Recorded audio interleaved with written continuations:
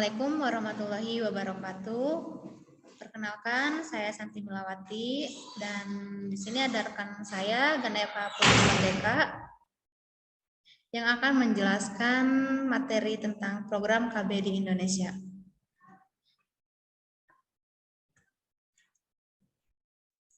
Latar belakang, Indonesia merupakan salah satu negara berkembang dengan berbagai jenis masalah. Masalah utama yang dihadapi di Indonesia adalah di bidang kependudukan yang masih tingginya pertumbuhan penduduk. Semakin tinggi pertumbuhan penduduk, semakin besar usaha yang dilakukan untuk mempertahankan kesejahteraan rakyat. Oleh karena itu, pemerintah terus berupaya untuk menekan laju pertumbuhan dengan program kependudukan dan keluarga berencana. Pengertian KB yaitu program keluarga berencana merupakan salah satu upaya pemerintah untuk KB adalah salah satu program dari Badan Kependudukan dan Keluarga Berencana Nasional atau BKKBN. Program ini salah satu tujuannya adalah penjaringan kehamilan menggunakan metode kontrasepsi dan menciptakan kesejahteraan ekonomi dan sosial bagi seluruh masyarakat melalui usaha perencanaan dan penjaringan penduduk. Di sini terdapat tujuannya, yaitu yang pertama, bagi pusat pelayanan, menjadikan pelayanan KB berupa pemasangan alat kontrasepsi secara gratis kepada akseptor atau peserta KB yang menggunakan salah satu alat atau obat kontrasepsi. Tujuan yang kedua yaitu bagi klien dan keluarga, mendapatkan keluarga dengan jumlah anak yang tidak banyak serta jarak kelahiran yang ideal. Tentu diharapkan keluarga mampu menciptakan manusia-manusia yang berkualitas. Kemudian bagi profesi, sebagai bentuk upaya masalah pertumbuhan penduduk adalah melalui peningkatan pelayanan program KB. Kemudian di sini ada jenis metode KB. Yang pertama, metode amenorrhea laktasi atau MAL.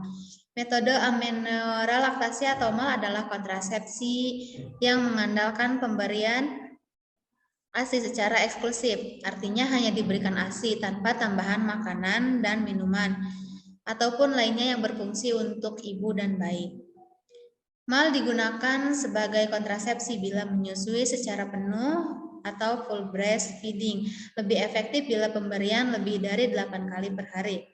Kemudian ada belum haid, umur bayi kurang dari 6 bulan, efektif sampai 6 bulan, harus dilanjutkan dengan pemakaian metode kontrasepsi lainnya. Keuntungan kontrasepsi yaitu efektivitas tinggi, keberhasilan 98% pada 6 bulan pasca persalinan.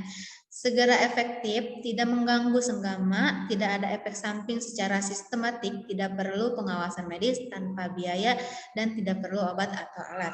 Kemudian di sini ada cara kerja, yaitu bekerja untuk penundaan atau penekanan ovulasi. Yang kedua ada senggama terputus. Senggama terputus adalah metode KB tradisional di mana pria mengeluarkan alat kelaminnya atau penis dari vagina sebelum pria mencapai ejakulasi. Cara kerjanya, alat kelamin atau penis dikeluarkan sebelum ejakulasi sehingga sperma tidak masuk ke dalam vagina, sehingga tidak ada pertemuan antara sperma dan ovum dan kehamilan dapat dicegah. Yang ketiga ada kondom. Kondom tidak hanya mencegah kehamilan, juga mencegah IMS, termasuk HIV/AIDS. Kondom merupakan selubung atau sarung karet yang terbuat dari lateks atau karet, plastik atau fil, atau bahan alami produksi hewani yang dapat dipasang pada penis saat berhubungan seksual. Cara kerja kondom yaitu menghalangi terjadinya pertemuan sperma dan sel telur dengan cara mengemas sperma dari ujung selubung karet yang dipasang pada penis, sehingga sperma tersebut tidak tercurah ke dalam saluran reproduksi perempuan. Kemudian yang keempat ada kontrasepsi kombinasi.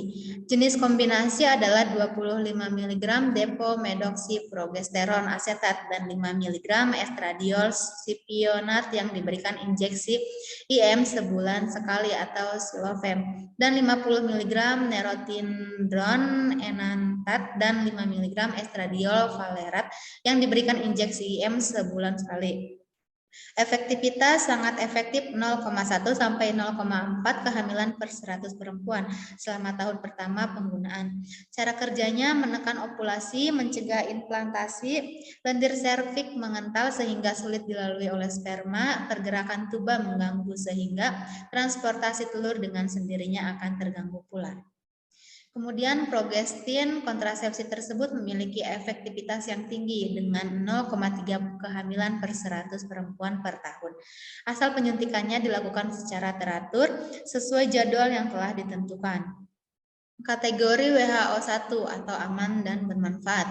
Dalam usia reproduksi dan semua paritas termasuk nullipara, menghendaki kontrasepsi sangat efektif jangka panjang tetapi belum ingin menghentikan fertilitas atau kontak. Belum ingin hamil dan sedang memberikan ASI atau pasca nifas 6 minggu, pasca persalinan dan tidak memberikan ASI atau pasca keguguran. Hipertensi kurang dari 180/110, masalah pembekuan darah, anemia bulan sabit, mengalami kram menstruasi sedang atau berat, perokok atau tanpa batas usia dan jumlah batang rokok, yang tidak ingin atau tidak boleh menggunakan estrogen, pelupa atau seringkali lupa minum pil setiap hari.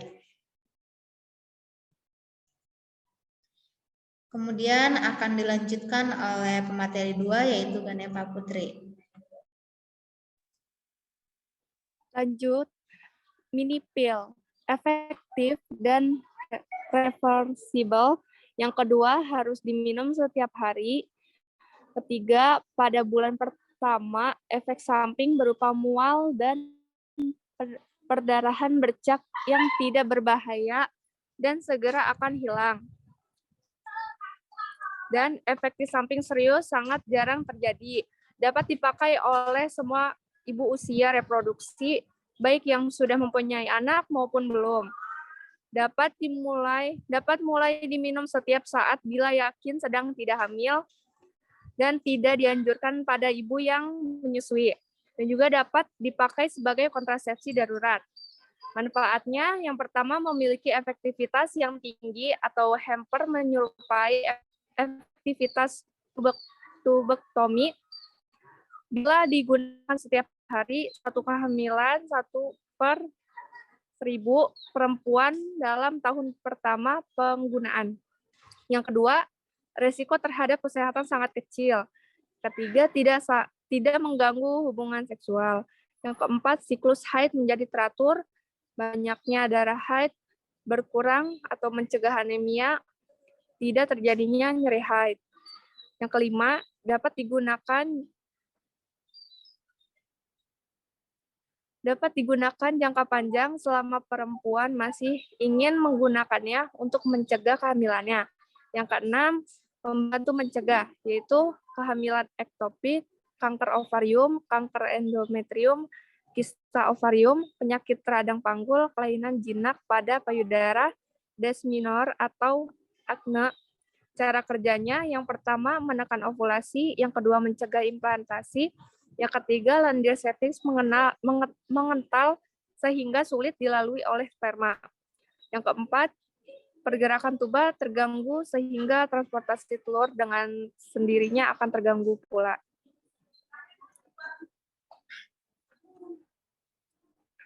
Selanjutnya ada E, yaitu implan. Implan adalah metode kontrasepsi hormonal yang efektif, tidak permanen dan dapat mencegah terjadinya kehamilan antara 3-5 tahun. Jenis kontrasepsi implan, norimplan terdiri dari 6 kapsul yang secara total bermuatan 116 mg. Levonorgestrel, panjang kapsul adalah 34 dengan diameter 2,4 mm.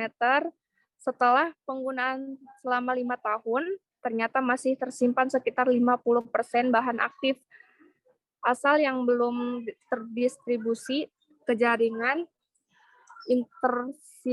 interstisial dan sirkulasi 6 kapsul Norplan. Dipasang menurut konfigurasi kipas di lapisan subdermal dengan lengan atas.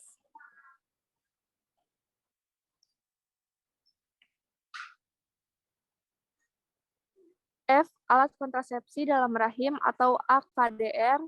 Yang pertama, sangat efektif atau reversible dan berjangka panjang, dapat sampai 10 tahun. Yang kedua, haid menjadi lebih lama dan lebih banyak.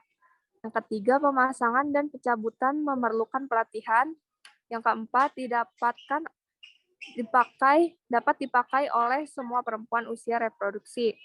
Yang kelima, tidak boleh dipakai perempuan yang terpapar pada IMS. Yang G, yaitu tubektomi. Tubektomi adalah prosedur bedah sukarela untuk menghentikan fertilitas atau kesuburan seseorang perempuan. Metode kontrasepsi perempuan yang tidak ingin anak lagi, yaitu sangat efektif, sangat permanen, tidak membedahan, yang aman, tidak sederhana. Tidak ada efek samping, konseling dan informed consent mutlak diperlukan, tidak menyebabkan penggunaan menjadi lemah, tidak menimbulkan nyeri pinggang, uterus, atau abdomen yang berkepanjangan. Bukan prosedur pengangkatan uterus atau histerektomi, tidak menyebabkan perubahan pola haid, tidak menambah nafsu makan dan berat badan, tidak menurunkan libido, dan tidak mengurangi resiko kehamilan ektopik.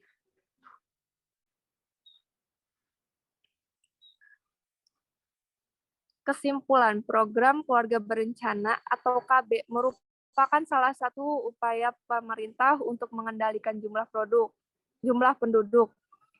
Meskipun program KB telah dilakukan, namun jumlah penduduk Indonesia masih terus bertambah.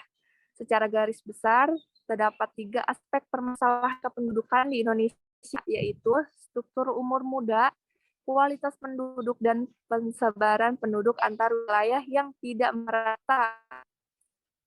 Jumlah sensus penduduk Indonesia berdasarkan hasil sensus penduduk Indonesia tahun 2010 sebanyak 237,6 juta jiwa, terdiri atas 119,6 juta pria dan 118 juta wanita, dengan laju pertumbuhan penduduk Indonesia sebesar 1,49% per tahun, sehingga merupakan jumlah penduduk terbesar keempat di dunia setelah Cina, India, dan Amerika Serikat.